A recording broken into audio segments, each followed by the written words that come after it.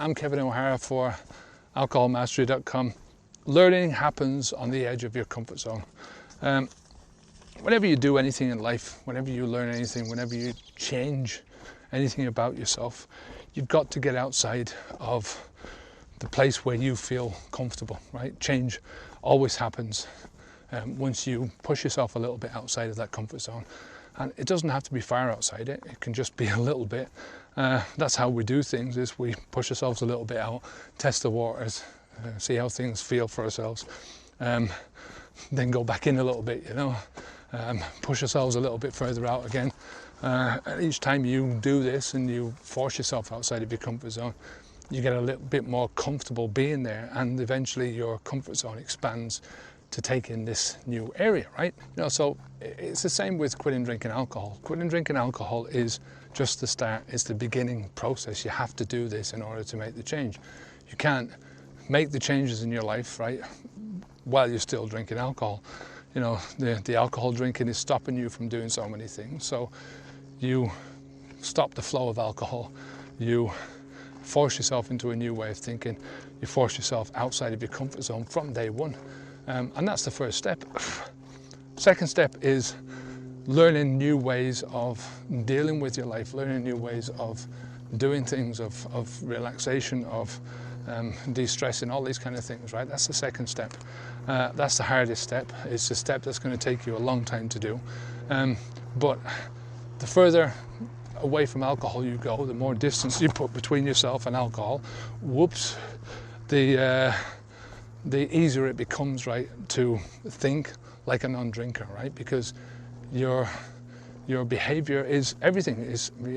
Drinking is a behavior. It's not the alcohol, it's not the alcoholic, it's the behavior. You take away the thing that causes the behavior, and the behavior starts to dwindle, right? You're never going to get rid of the addiction to alcohol, because all it does take is that few drinks again to bring you back to that mentality. Or, if you're a drinker right now and you say to yourself, well, I'm going to put all this effort into quitting drinking, I'm going to put all the effort into making sure that I build up another life around me, and you go to the gym after work, you do something different at the weekends, you do something different when you want to relax, when you want to sleep, blah, blah, blah, right? You just reorganize your life around something new. And then a year later, you get past your milestone, 1 year milestone, you start thinking to yourself, well, I've been invited out tonight, I've got a mate coming across and I haven't seen him in a year and a half and stuff like that. And I might just go out with him, and then you're out with him and you start thinking, he's going, well, why? Jesus, one drink won't do you any harm. And you start thinking, well, I've been off it for a year now and I know that I can handle this thing. And you take that one drink. It's not the one drink that matters, right? It's the way your brain interprets that one drink. And interprets the behavior. So you're automatically thinking, well, do I really want to have another drink, or do I not want to have another drink? Can I handle this now?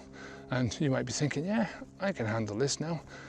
But how long is it before the old habitual patterns start to resurface and the way you think about the drinking starts to come back, and you start thinking, well, going out and drinking is equated to having fun, and one night you stop going to the gym and you think, well, I'm tired tonight, I don't want to do that anymore, or I don't want to do it tonight. Eventually you start thinking, well, I don't want to do it anymore. But you understand how these things can creep up on you very slowly, from being successful in what you're doing to thinking about the old thought patterns and just diving back into the old thought patterns again, and the old behavior patterns can quickly come back. That's the danger, and that's why you have to keep moving forwards and learning, pushing yourself. And for me, it's an exciting process once you get into it. It's only, as I say, bit by bit. We did a recent walk, talking about getting somebody outside their comfort zones. We went up to the mountains, and the last time I went there, I went on my own. This time I said to Esther, come on, we'll go up for a walk. And I took her to one of the smaller mountains, a place called Tossal Grell. I'd done a video there before. and that was 600 feet, or 600 meters. And it's a good steady walk to get up there and around the top, and steady walk around the back of it, and then up and down again, right? So it's not something that we did in 2 hours. And I'd chosen this other walk, and I basically chosen it because it was the scenery from the top of this place. It was called Malla de Llop, M-A-L-L-A, it's the Spanish double L, D-E-L-L-O-P, Malla de Llop. And the scenery, once you get past this, up to the top of this, and it was absolutely spectacular. I'll put up a couple of videos at the end, or a couple of shots at the end of this video. But the point is that this mountain was just short of 1,500 meters, right? So it was almost 3 times the size of the other mountain that we'd done the day before. And when we approached this mountain, I was thinking to myself, wow, that is high, you know. And Esther looked at it, and I could see it in her face. She's from Holland, right? She's a flatlander. There is no mountains in Holland. There are no hills in Holland.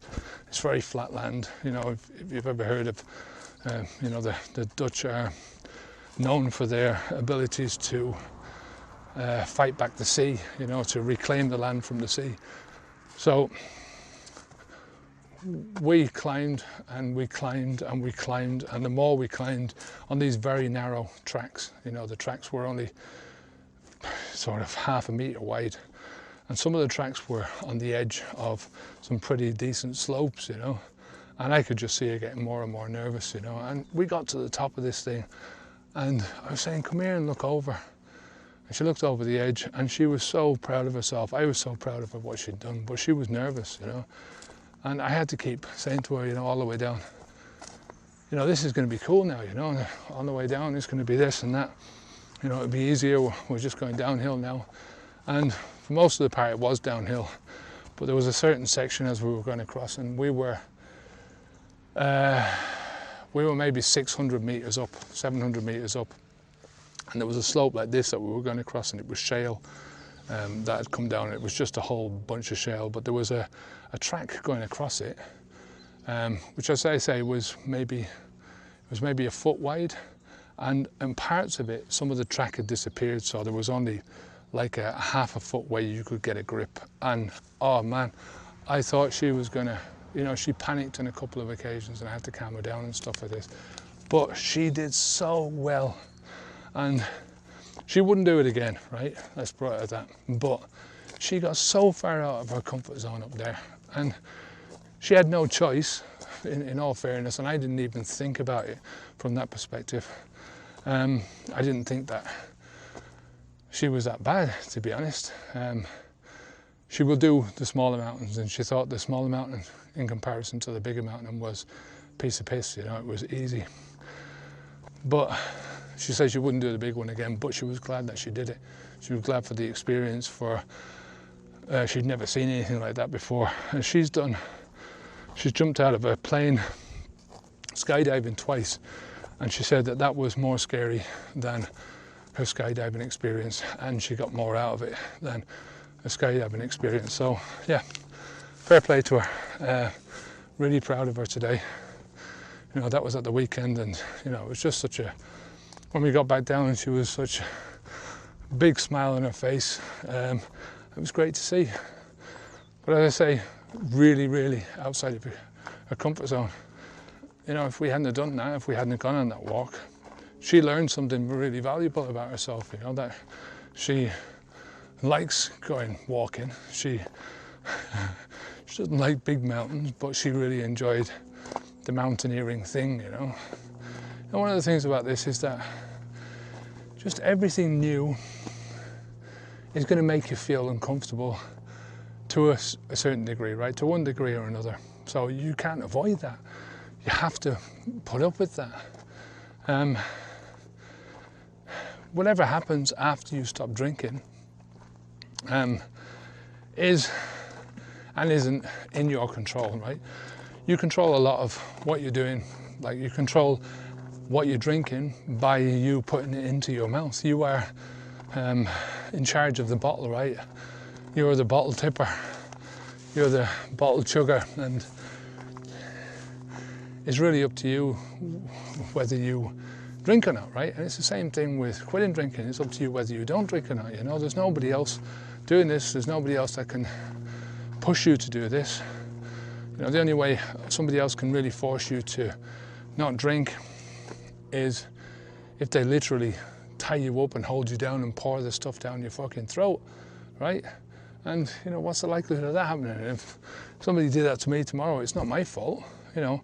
I'm not automatically a drinker again because somebody else forced me to drink in that way.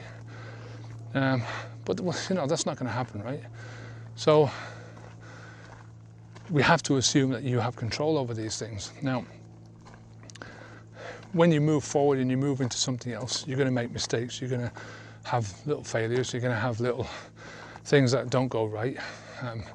A lot of that stuff in the future is out of your control because it involves the environment, it involves other people, it involves thinking, making decisions that might or might not be wrong, or might not be right.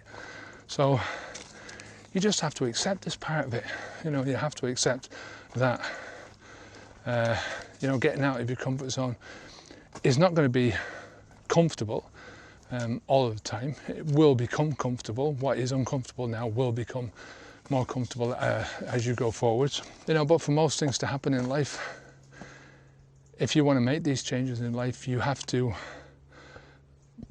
accept the discomfort of what it is. You have to accept if there's a bit of pain involved in it, you've got to accept that as part of the growth process, you know. This is the process that's going to move you forward from where you don't want to be into where you want to be, right? And that's the whole root of all this what we're trying to do here. You know, being where you are now is causing you pain. You wouldn't be here, right? You wouldn't be watching this video.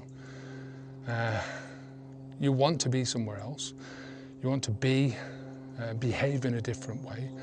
It's not necessarily that you want to be a different person, but your behavior is causing you to have thoughts that you're not really sure about, you know? So that's the essence of this, is that you want to change certain aspects of that about yourself, you know. So, and you can do that. It's not totally up to you. It's in your control to be able to do that with yourself. You know, there's certain aspects of this that are going to make you feel tired. There's certain aspects of it that are going to exhilarate you, you know, and make you feel like you're on top of the world. It's a mixed bag, you know. Change always brings that, you know.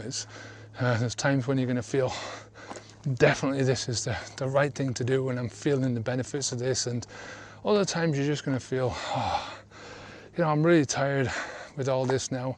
All I want to do is relax and I can make this go away by taking a drink, you know. But then you know the consequences of that, right? And you know you want to try and move away from that, so you're not doing it.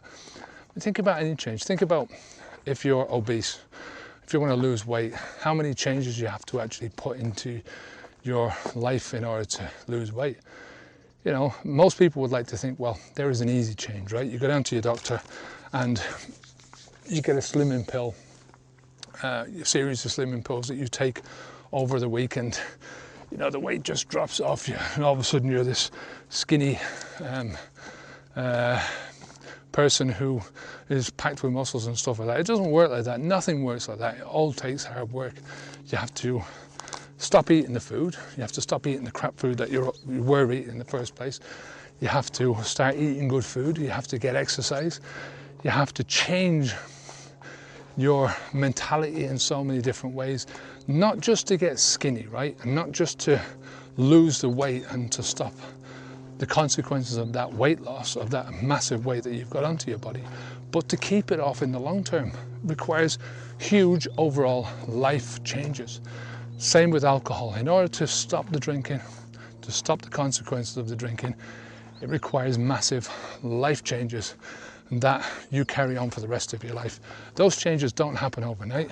They take hard work over weeks and months and years, right? But once you get past the initial phase, it's got nothing to do with alcohol anymore, right? You know, I'm not 4 years into this now thinking, yeah, I'm still trying to get away from alcohol. I'm not. That's gone. Alcohol is gone out of my life anymore. I'm not doing that anymore. My mind is now on how can I improve myself every day? How can I do something better? How can I do this better? How can I make my life better? How can I make my son's life better? My partner's life better? How can I, just improvements all the time. I want to do different things. I'm all the time looking for new avenues to pursue, new mountains to climb, both physically and theoretically, or metaphorically speaking. So that's what it's all about, and you don't get anywhere if you don't get outside of your comfort zone, right? You have to do it. You have to get used to being outside your comfort zone, and you have to start liking it. I love it now, I love pushing myself. Things that are, when I was up on that mountain with Esther, I was feeling uncomfortable because I'd taken somebody who never climbed a mountain before, who I knew was sort of nervous on a slope, and I'd taken her up a mountain that was really going to push her, right? Now, I knew there was nothing going to happen up there. I'm experienced, I've been doing this for a long time. I worked in forestry for a long time, and I worked in some of the, the biggest hills and stuff in Ireland. But it was still something for me. It was like, I don't want her to fall out with me over this, I really wanted to give her a good experience, and that's what she had. She got that out of this. So look, this is where I am now. I just love doing these things now, I love pushing myself, trying to get outside of that comfort zone all the time. And as I say, you don't need to do it. It doesn't have to be in big drastic steps. All it has to be is small, measurable pushes every so often. Push, come back in, push, come back in, push, come back in. And every time you push, you go a little bit further out, and you bring your comfort zone out with you a little bit. So what used to be uncomfortable is now comfortable. So, once you get this out of your head, that the alcohol has got anything to do with anything, once you say, well, I'm leaving that in my past, right? Then you start to think on, the alcohol's gone, nothing to do with the alcohol. Moving forwards, what can I do in my life? This is what I'm going to do. And you start pushing yourself towards all those things and thinking about all those things, focusing on the future instead of the past, thinking about all the things that you want to do in your life. Alcohol then has no relevance. Alcohol, then you open your eyes and you start to realize and understand how much alcohol has been holding you back, and how much, if you ever went back on alcohol, it would destroy what you're building. It would destroy what you have in your life. So that's where you want to get. It doesn't take that long to get there either, a few months and you're there. And as you're gradually doing this and you're moving yourself forward, it's a gradual process of both you leaving the alcohol behind you, and it's a gradual process of building that new thinking into yourself. So I hope you got something out of this video. If you did, give us a thumbs up. If you haven't subscribed to the channel, then do so. It's free. Just click on the subscribe button down below. It's in the corner here, I think, down there. Click on that. Come over to the website and sign up to the newsletter. If you want to, we've got a few courses over on the website as well that you might be interested in taking if you're really serious about quitting alcohol. These are courses that will take you step by step through the process as I see it, right? And they're not very expensive. They're a couple of days drinking money, so try and keep them as cheap as possible. So until next time, I'm Kevin O'Hara for Alcohol Mastery. Stay safe, keep the alcohol out your mouth. Keep trying to push yourself outside of your comfort zone, little by little by little. Just do it bit by bit. Take it, as the Spanish say, poco a poco, bit by bit. You'll eventually build up to something great. Think about it in any sense that you're learning something in your own life. You do it bit by bit by bit. You build on the knowledge that you've got before. You add to it a little bit at a time. That's all you have to do here. Until next time, onwards and upwards. Take care.